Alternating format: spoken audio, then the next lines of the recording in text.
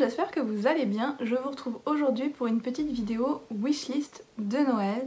Donc je voulais vous parler des livres qu'il y avait sur ma wishlist de Noël en espérant vous convaincre de les rajouter à la vôtre aussi parce que je pense que ça va être que des livres géniaux.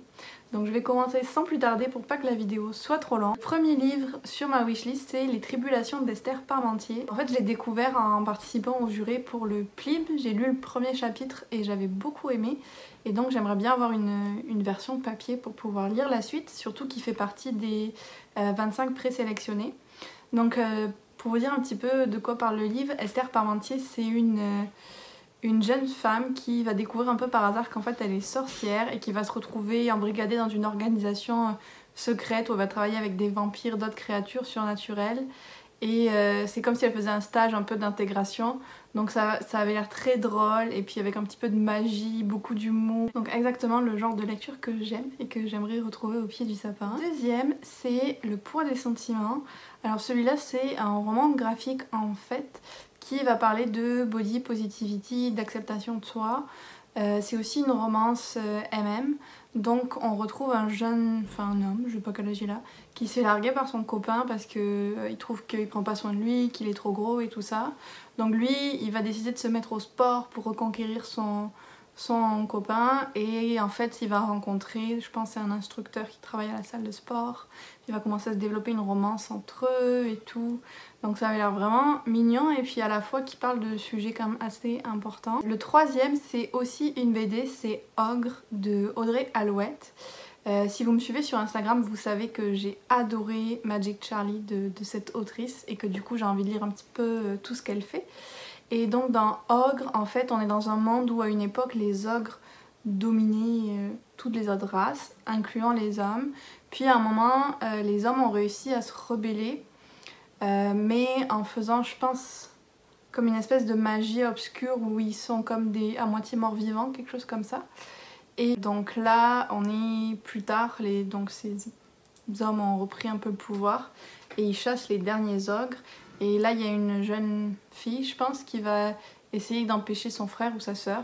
Oui, c'est un peu flou dans ma tête. Mais bon, qui va essayer d'empêcher son frère ou sa sœur de se faire transformer dans cette espèce hybride d'homme. Et donc pour ça, elle doit trouver le dernier ogre qui existe. Je vous ai très mal raconté cette BD, mais j'ai très envie de la lire. Ensuite, j'ai un roman jeunesse qui est La fille qui avait bu la lune. Donc celui-là, il est sorti il y a un petit moment. Et pour être honnête avec vous, j'ai pas lu le résumé, c'est juste le titre, La fille qui avait bu la lune, et la couverture qui m'attire énormément dans ce roman. J'en ai vu pas mal de bonnes critiques aussi, donc voilà, je sais pas exactement de quoi il parle, c'est vraiment juste un craquage de couverture pour lui. Ensuite, j'ai le tome 4 de la légende des 4, Le clan de l'Aigre de Cassandra O'Donnell. J'avais lu les 3 premiers, j'avais beaucoup aimé. On est dans un monde en fait où... Il y a mon chat qui a vu un oiseau, alors elle est un petit peu folle. Bon, je vais continuer.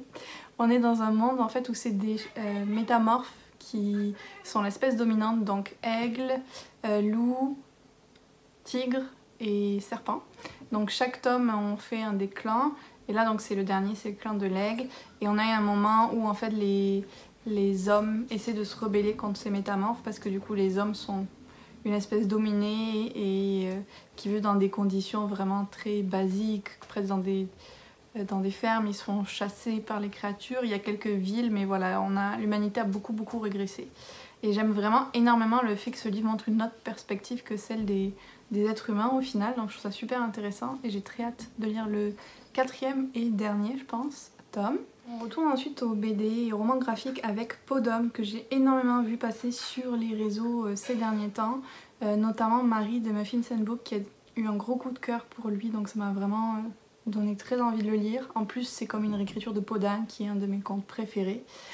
Donc dans Peau d'homme on a une jeune femme en Italie qui vient d'une riche famille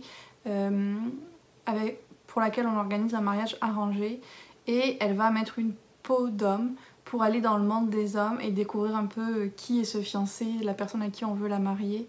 Et donc elle va un peu comme s'émanciper, découvrir comment vivent les hommes échapper aux règles auxquelles sont soumises les femmes et tout ça, donc un côté très féministe dans la BD aussi.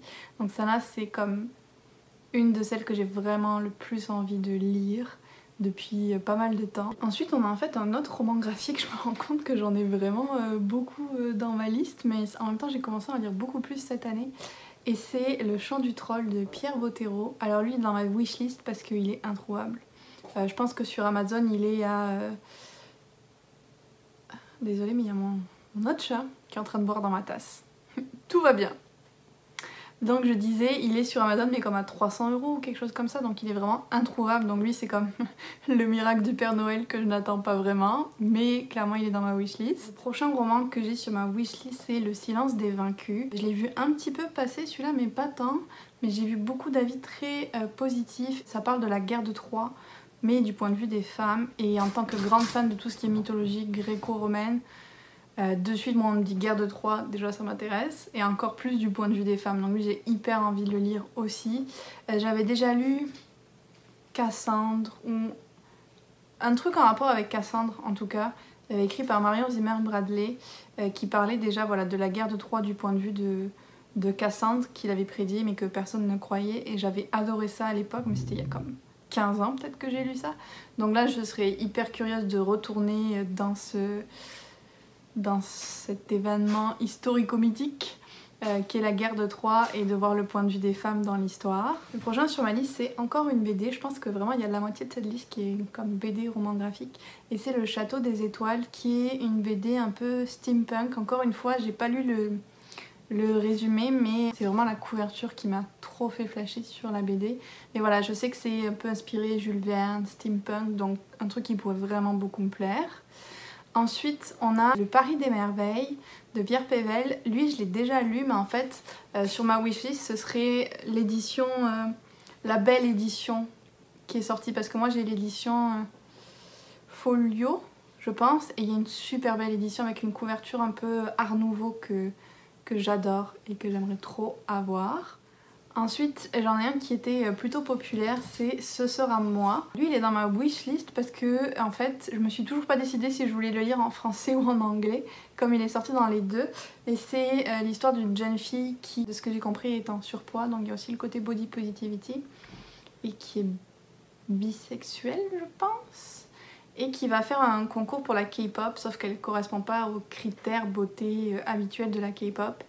Et donc on va la suivre un peu à travers ce concours, à travers sa vie au lycée je pense. Donc de ce que j'ai compris il y a aussi beaucoup d'humour dans le roman et tout, et c'est très fun à lire, donc il me faisait vraiment envie. Le prochain livre qui serait sur ma wishlist c'est Tant que vole la poussière, que j'ai aussi découvert grâce au Plib en fait, et c'est une réécriture de... Enfin c'est pas une réécriture, c'est plutôt comme une suite imaginée de Peter Pan, où Wendy est adulte, où le capitaine Crochet a dû quitter le pays imaginaire je pense, et où en fait Peter Pan venait visiter la fille de Wendy une fois par an. Il l'a ramenée au bout d'un certain nombre de semaines, et une année il ne la ramène pas, et donc Wendy va devoir partir à la rescousse de sa fille, et elle va s'associer avec le capitaine Crochet. Et ça avait l'air super bien. Quand j'avais lu le premier chapitre, j'étais hyper intriguée. Encore une fois, voilà, je l'ai en e-book, mais j'aimerais vraiment l'avoir en version papier pour pouvoir le continuer et l'avoir sur mes étagères aussi. Et je crois qu'il en reste que un dans ma liste, et c'est la suite des aventures de Lady Eleanor Grant. Ça s'appelle La Malédiction de Nectanebo. Alors lui, j'ai pas lu le premier tome, mais j'aimerais la suite. Tout va bien, c'est normal pour moi, tout simplement parce que je suis quasi sûre à 100% d'aimer, vu que c'est une jeune femme égyptologue qui va découvrir il me semble c'est une reine cachée d'Égypte que personne ne connaissait, avec des malédictions et tout ça. Donc ça avait l'air génial, et j'aimerais vraiment beaucoup avoir la suite déjà, juste au cas où, pour pas attendre si j'adore le premier tome. Donc voilà pour ma petite wishlist en français. pour Noël, à savoir que je fais aussi une vidéo wishlist pour des livres en anglais. Je voulais séparer les deux, comme il y a certaines personnes qui me suivent qui lisent que en anglais, d'autres que en français. Mais si vous lisez en anglais, n'hésitez pas à aller voir aussi cette wishlist. Ce sont que des livres que je vous recommande aussi d'ajouter à la vôtre. Peut-être qu'il y en a que vous aviez déjà repéré vous aussi et ajouté à votre wishlist. N'hésitez pas à me le dire en commentaire. N'hésitez pas à me dire aussi quel livre vous aimeriez recevoir à Noël. Et puis je vous retrouve très bientôt pour une autre vidéo.